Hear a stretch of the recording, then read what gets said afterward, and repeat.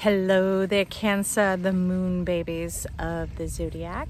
Welcome to your reading with me, Melissa Joy. Now, interestingly enough, in the bit of the pre-shuffle and the arranging of the decks, getting it all situated out here while I'm outside, it's taking you, life is wanting to take you past your primal nature. Primal nature meaning, in this case, a reactionary nature, a self-protecting mode. Because in the animal kingdom, that is life. But here in humanity, it's wanting to offer you a gentler suggestion. They're saying kind of like, because the reason being a snake is showing up here twice. And you see how they're both kind of rising up to check things out, wanting to leave this linearness of this, having to be in that protective mode of having a limited plane of view so that you have to feel everything out that they're wanting to show you. And beyond show you, like turn the lights on. What lights? The lights of joy, the lights of prosperity, of health, of wealth, of abundance, of happy connections, of like-minded individuals. And that doesn't mean people who think the same thoughts and have the same buzzwords. I'm talking about same capacity, iron sharpening iron. But they're telling you, instead of the snake, how about you take the wand up, the staff? Give yourself the perspective you need by lifting yourself up. Maybe there's been a bit of excessive slumber, or like trying to see the vision in your mind's eye and broadcast it out that way, as opposed to getting in tune with who you are and taking that vagal nerve on a journey, on an experience of delight and lightness. All right, they're saying fire, because that golden energy firing up in here, that could be the Sagittarius.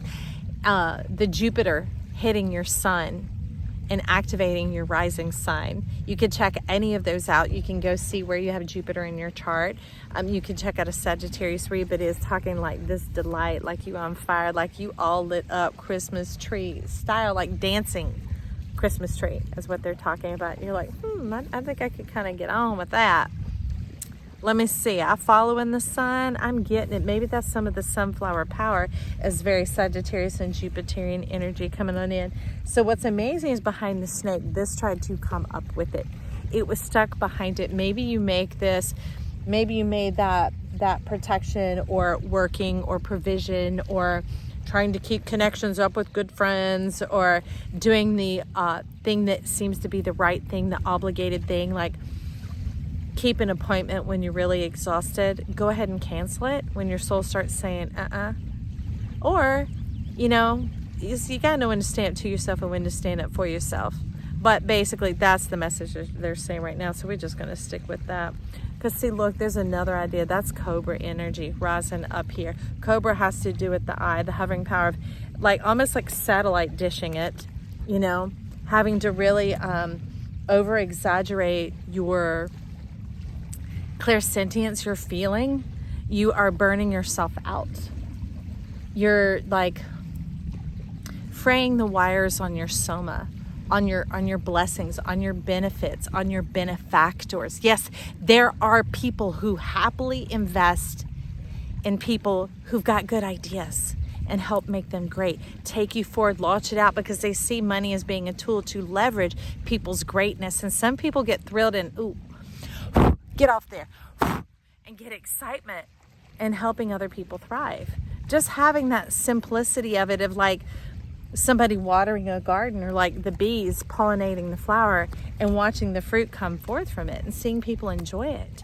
They do get a return because they see the potential in the investment. Somebody got an investor coming. But that's what they're talking about when you're in your soma and you're not always having to hyperextend and get into this, baby Cobra energy, because shiz happened to you when you were a kid and people mistreated you, and it was some conditioning from your young years. That instead you could get into this delight, into this simplicity. This one's like a tree climber here, okay? You take up the rod, the staff of what your authority, and give yourself a new perspective. Show yourself the world, your experiences, pure and unadulterated. They're saying uninfiltrated from the sayings or the goings or the average common denominator, the lowest common denominator of human vibration. Meaning where everybody is at this moment, just all mixed together and calling it stew. And you're like, I don't want any of that. That's why I had been shut out and shut off for a really long time. And I live like a human all out here, but inside, this is what's been going on with my desire, with my heart. A feeling left out, cut off, like there isn't that true common bond. I don't feel at peace with my life, in unity with my life anymore. I don't feel like my feelings or my thoughts or my opinions matter. Hey friend, you matter. Pinch yourself. That's called matter. You are here. And you know, worth can be perceived and so-called determined by other people, but you know your value. You know who you are. Like, it's kind of like the difference between a thermometer and thermostat. A thermometer responds to the air around it, and a thermostat sets the tone for the air around it. Well, that's the difference here, is like when you're looking in that outward energy to try and figure out who you are, it sets you to whatever environment you find yourself in. But when you look at your value, you're the thermostat.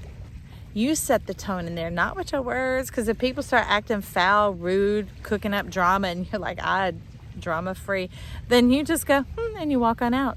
It's like if you walk into a little boutique or a clothing store or a haberdashery or something like that, a grocery, and you're like, they don't have what I was looking for. You walk on out. So if things are become different than what they first seemed or appear, you can walk out. Yes. And that brings in this.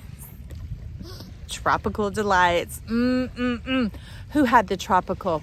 I think you could check out Capricorn's read from last week if that is you, which y'all are the polar alignment. Y'all are the balance for each other, and so get like a little savor, a little flavor on your life there.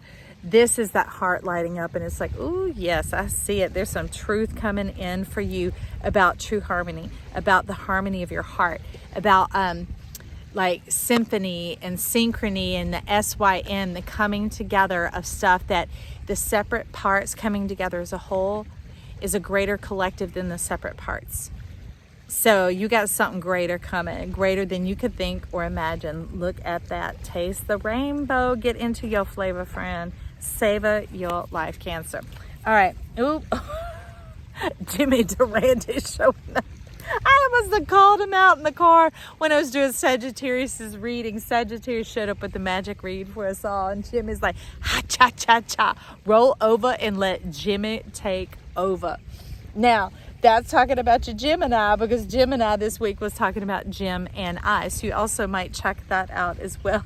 And it's saying, lay down the goods, because what once served you is now tying you up from living a life of freedom. And you didn't realize people see your sword at your side, and they're like, oh, you're fighting, competition, war.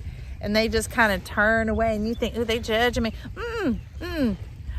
You're speaking volumes, and they're like, whew, we have left the drama, the trauma, the trouble, you know, all that power struggle going on.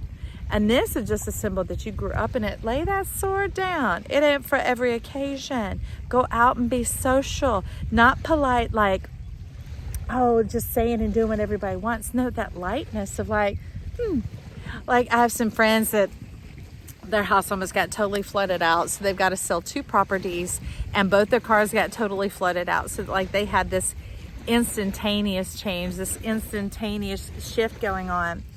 And what was that about?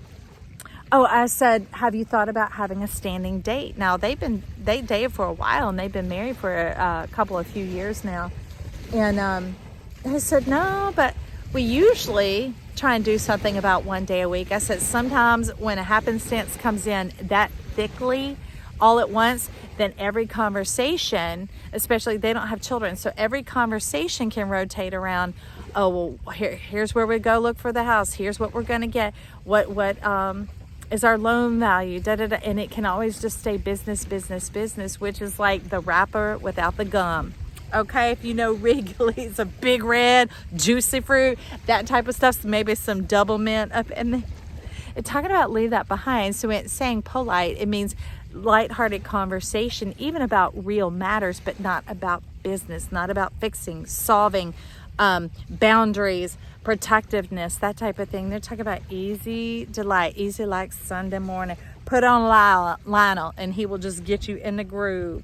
He will get you in that, and you don't have to keep walking among the wolves anymore, having to keep your armor and your protection. You might check out the Scorpio read, because that is very scorpionic, is when things get distorted and the vagal nerve is stressed and overtaxed, it'll put all of its eggs in one basket right up here. And that means something can come tipping and tupping and crupping, and then you'll be all like trying to balance it while you run in. Now, I know people can carry some amazing things on their head, but you don't usually see them running for far or long with it. All right?